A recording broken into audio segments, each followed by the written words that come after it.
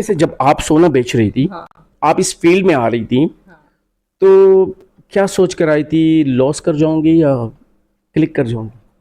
لاس کا تو ہمیشہ فیئر رہتا ہے, fear of failure is always there, but then again اتنا کانفیڈنٹ تھی کہ نہیں میں نے اس چیز کو کامیاب کرنا ہے. دل نے سوچا ہے دماغ نے؟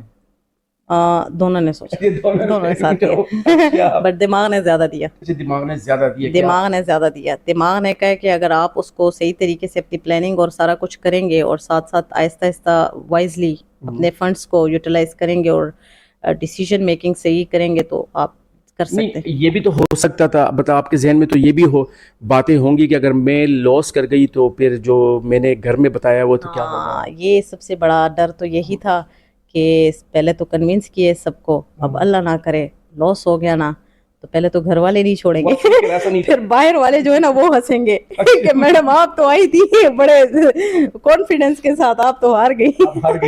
تو پھر ہوا یہ کہ, لیکن یہ تھا کہ اتنا پتا تھا کہ ایک ہوتا ہے آپ کا ایمان بھی, تو اپنے آپ پہ بھی بلیف تھا اور اللہ پاک پہ بھی بلیف تھا کہ اللہ ول ہیلپ می, اور اللہ نے ہمیشہ میرا زندگی میں ہر اس پہ ہر معاملے میں مجھے سپورٹ کیا ہے. مجھے اچھی سی اچھی چیز ملتی ہے, میرا جو خواہش ہوتی ہے وہ مجھے مل جاتی ہے, لیکن یہ ہے کہ اسٹرگل کرنی پڑتی ہے تھوڑی سی. آپ نے اسٹرگل کی ہمیشہ ہر چیز کے لیے, جو مجھے چاہیے ہوتا ہے میں اسٹرگل کرتی ہوں اور مل جاتی ہے. ٹھیک ہے. سو یہ ایک یہ بلیف تھا کہ اٹ ول. نہیں 16 لاکھ آپ لگا کر آپ مشین خرید کر جب پہنچی ہیں تو کیا ہوا؟ سب سے پہلے تو میں نے آپ کو بتایا کہ ٹیکنیکل نو ہاو نہیں تھا, تھوڑا سا وہ ڈر رہی تھی. پھر جب میں مارکیٹ میں گئی سپلائر کے پاس, تو سپلائر نے مجھے ڈے ون کہا کہ میڈم یہاں پہ تو مرد انڈسٹری نہیں چلا سکتے آپ, بینگ وہ مجھے دیکھ رہے تھے کہ تو یہ اتنی ینگ ہے. آپ نے محلہ جنگی میں ہی دکان کھول دی تھی؟ نہیں, میں نے ادھر انڈسٹریل اسٹیٹ سے اسٹارٹ کیا, یہیں پہ نہیں, اسپیس آلریڈی مشینس ادھر لگی ہوئی تھی, دے ور سیلنگ اٹ. انہوں نے کہا تھا کہ آپ نے ایگریمنٹ صرف اس طرح رینیو کروا لینا. ٹھیک ہے, صحیح ہے. سو وہ میں نے ایگریمنٹ ایکسٹینڈ کروا لیا تھا 1 ایئر کا, ٹھیک ہے. اور وہاں سے میں نے اسٹارٹ لیا, اور مشینس ادھر لگی تھی. اس کے اوپر 5 مجھے پروڈکشن کی ٹیم بھی مل گئی تھی جو لیبر اس پہ کام کر رہی تھی. لوگ مل گئے تھے, تو انہوں نے کہا کہ چلو اس کا بھی روزگار ہو جائے گا. میں نے کہا اس سے بڑی بات ہی کوئی نہیں ہے, لیٹ دیم کنٹینیو. تو انہیں کے ساتھ چلی ہوں. اور پھر ہوا یہ کہ میں نے جب سپلائر کے پاس گئی ہوں تو سپلائر نے مجھے کہا کہ میڈم یہاں پہ تو مرد نہیں چلا سکتے, آپ بینگ اے فیمیل, اور مجھے دیکھ رہے تھے کہ یہ اتنی ینگ ہے, یہ تو نہیں کر پائیں گی. اور پھر انہوں نے مجھے ایسی کچھ باتیں بھی کی کہ جس سے میں تھوڑا سا ڈی موٹیویٹ بھی, ڈسکریج بھی ہوئی.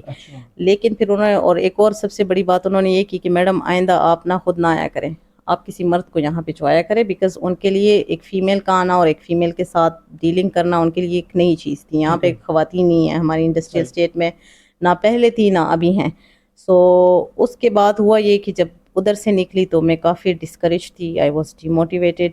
میں سوچ رہی تھی کہ بھائی میں نے تو انویسٹمنٹ بھی کر لی ہے, میں نے تو سارا کچھ کر لیا ہے, اب یہ لوگ مجھے باتیں بھی ایسے کر رہے ہیں تو یہ کیسے چلے گا. لیکن پھر میں نے سوچا کہ آج میں نے یہ باتیں سن لی تو کل کو یہ باتیں کسی اور خاتون کو بھی سننی پڑیں گی, اور اسی چیز سے میں خود کو موٹیویٹ کرتی رہی ہوں. اور پھر میں نے کہا اس سے اچھی بڑی بات ہے ہی نہیں کہ ایک خاتون نے نہیں کیا, اف آئی ڈیڈ اٹ تو یہ بہت بڑی اچیومنٹ ہوگی, باقیوں کے لیے دروازے کھل جائیں گے.